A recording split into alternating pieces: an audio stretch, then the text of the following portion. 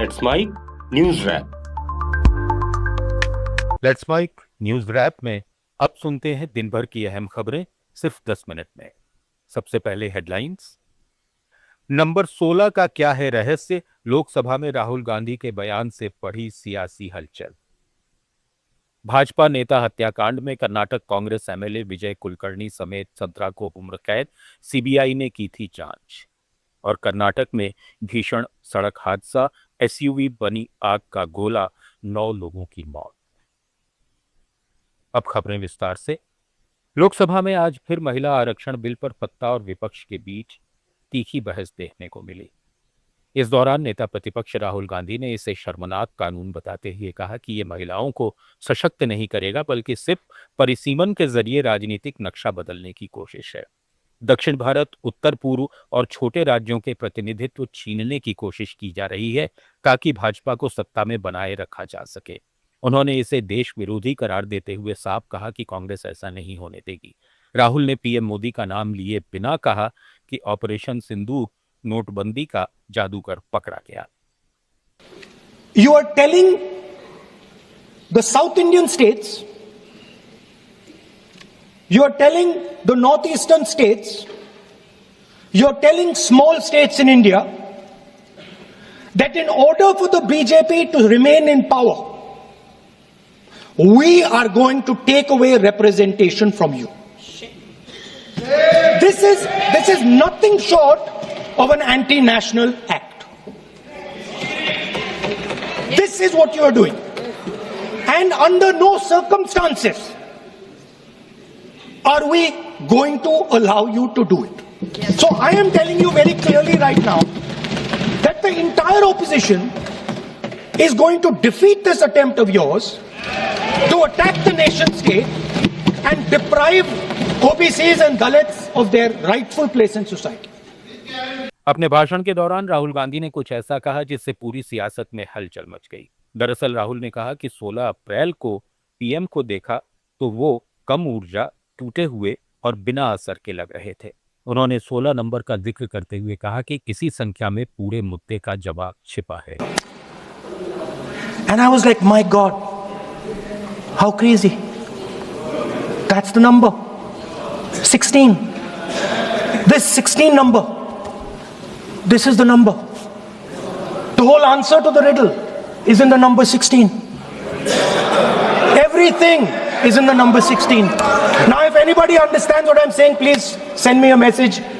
And on Twitter, you can tell what it is. But the answer to your problems, and you're going to find out very soon, is in the number 16. Thank you. महिला आरक्षण संशोधन bill पर चर्चा की शुरुआत हल्के फुल्के अंदाज में हुई, जिससे सदन का माहौल कुछ देर के लिए खुशनुमा हो गया। नेता प्रतिपक्ष राहुल गांधी जैसे ही बोलने के लिए खड़े हुए, स्पीकर ओम बिरला ने उनके हाथ पर लगी पट्टी पर सवाल किया, जिस पर राहुल ने जवाब दिया कि उन्हें चोट लगी है। इसके बाद उन्होंने महिलाओं को देश की ड्राइविंग फोर्स बताया और कहा कि हर व्यक्ति के जीवन में महिलाओं का बड़ा योगदान होता है, लेकिन मजाकिया अंदाज में जोड़ा कि पीएम और मेरी तो पत्नी ही नहीं है, जिस पर सदन में ठहाके लगने लगे। Of course, Prime Minister and myself don't have that wife issue. So we don't get that input. But we have our mothers and our sisters. Yesterday, I was watching my sister achieve something that, in 5 minutes, achieve something that I have not been able to do in maybe 20 years of my political career, which was to make Mr. Amit Shah ji smile. There's something that I also need to practice and learn, and I was feeling very proud as an older brother as she was doing that, delivering the speech in a way that is different. फिलहाल 16 number के पीछे राहुल के भाषण का क्या कारण रहा, इसका खुलासा तो नहीं हो पाया है, लेकिन रक्षा मंत्री राजनाथ सिंह ने राहुल गांधी के जादूगर वाले बयान पर तीखी प्रतिक्रिया दी है। उन्होंने कहा कि देश के प्रधानमंत्री के लिए इस तरह के शब्दों का इस्तेमाल बेहद दुर्भाग्यपूर्ण है और इसकी जितनी निंदा की जाए उतनी कम है। वहीं समाजवादी पार्टी प्रमुख अखिलेश यादव का कहना था कि सदन में पीडीए के जो सांसद बैठे हैं, उनके मन का बहुमत समाजवादी पार्टी के साथ है।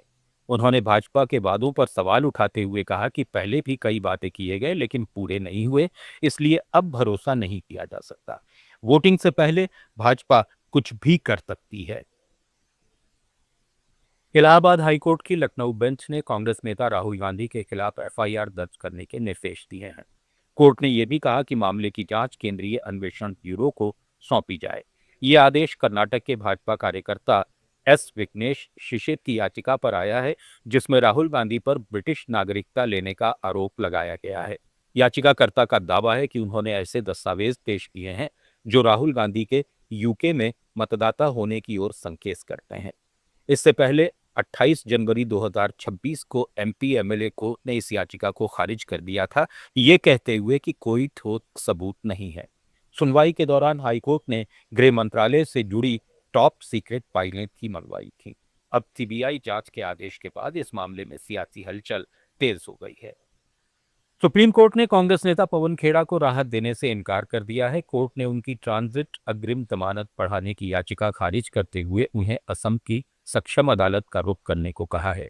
ये मामला असम के मुख्यमंत्री हिमंता बिस्वा शर्मा की पत्नी पर की गई कथित आपत्तिजनक टिप्पणी से जुड़ा है, जिसमें असम पुलिस ने मानहानि, जालसाजी और आपराधिक साजिश के आरोप लगाए हैं। सुनवाई के दौरान अदालत ने खेड़ा के आचरण पर भी सवाल उठाए और कहा कि गलत दस्तावेज दाखिल करना मामूली गलती नहीं है। खेड़ा की ओर से पेश वरिष्ठ वकील अभिषेक मनु सिंघवी ने कुछ दिन की मोहलत मांगी, लेकिन कोर्ट ने इसे खारिज कर दिया। असम के मुख्यमंत्री हिमंता बिस्वा शर्मा ने कहा कि पवन खेड़ा को कानून के सामने सरेंडर कर देना चाहिए। जितना वो कानून से भागेंगे, उनके लिए मुश्किलें उतनी ही बढ़ती जाएंगी। कर्नाटक के चर्चित योगेश गौडर हत्याकांड में बेंगलुरु की स्पेशल कोर्ट ने कांग्रेस विधायक और पूर्व मंत्री विनय कुलकर्णी समेत 16 दोषियों को उम्र कैद की सजा दी है और सभी पर 30-30 हजार रुपए का जुर्माना भी लगाया है। ये मामला 15 जून 2016 का है, जब धारवाड़ में बीजेपी नेता और जिला पंचायत सदस्य योगेश गौड़ा की उनके जिम में हत्या कर दी गई थी। शुरुआती जांच के बाद मामला सीबीआई को सौंपा गया था। कोर्ट ने 15 अप्रैल को सभी आरोपियों को हत्या और आपराधिक साजिश का दोषी ठहराया था। फैसले के बाद कुलकर्णी की विधानसभा सदस्यता पर भी संकट मंडरा रहा है। वहीं 2 आरोपियों को सबूतों के अभाव में बरी कर दिया गया है।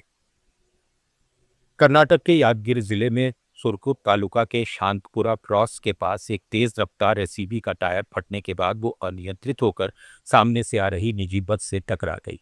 टक्कर इतनी भीषण थी कि कार तुरंत आग का गोला बन गई और उसने सवार 10 लोगों में से 9 की जिंदा जलकर मौत हो गई, जिनमें 5 बच्चे हैं। हादसे की सूचना मिलते ही पुलिस और अग्निशमन दल पहुंचा और आग पर काबू पाया गया। राहत की बात यह रही कि बस में सवार सभी 20 यात्री सुरक्षित बच गए। छत्तीसगढ़ के सक्ती जिले में वेदांता के थर्मल पावर प्लांट में 14 अप्रैल को हुए बॉयलर विस्फोट में अब तक 21 मजदूरों की मौत हो चुकी है और कई गंभीर रूप से घायल हैं।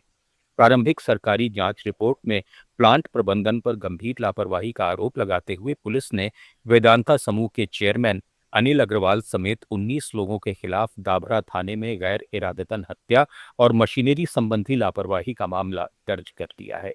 जांच में सामने आया है कि बॉयलर में अत्यधिक ईंधन जमा होने और दबाव बढ़ने के कारण विस्फोट हुआ, जबकि 2 दिन पहले से ही तकनीकी गड़बड़ियां नजरअंदाज की जा रही थीं और उत्पादन क्षमता जल्दी बढ़ाने का दबाव था। देश भर में फलों को कृत्रिम तरीके से पकाने पर अब सख्ती बढ़ा दी गई है। भारतीय खाद्य सुरक्षा और मानक प्राधिकरण यानी FSSAI ने सभी राज्यों और केंद्र शासित प्रदेशों को निर्देश दिया है कि वे अवैध फल पकाने वाले एजेंट्स के खिलाफ अभियान तेज करें। खासतौर पर कैल्शियम कार्बाइड के इस्तेमाल पर पूरी तरह रोक दोहराई गई है, जो आम, केला और पपीता जैसे फलों को जल्दी पकाने के लिए इस्तेमाल किया जाता है। FSSAI के मुताबिक कैल्शियम कार्बाइड से निकलने वाली गैस स्वास्थ्य के लिए बेहद खतरनाक होती है और इससे उल्टी, जलन और अन्य गंभीर बीमारियां हो सकती हैं। इसके साथ ही एथीफोन के गलत इस्तेमाल की भी चेतावनी दी गई है। अधिकारियों को मंडियों, गोदामों और सप्लाई चेन में सख्त जांच के निर्देश दिए गए हैं। नियमों का उल्लंघन करने वालों के खिलाफ कड़ी कार्रवाई की जाएगी। आप सुन रहे थे let's mind more than radio. Follow कीजिए हमें हमारे सोशल मीडिया प्लेटफॉर्म्स पर।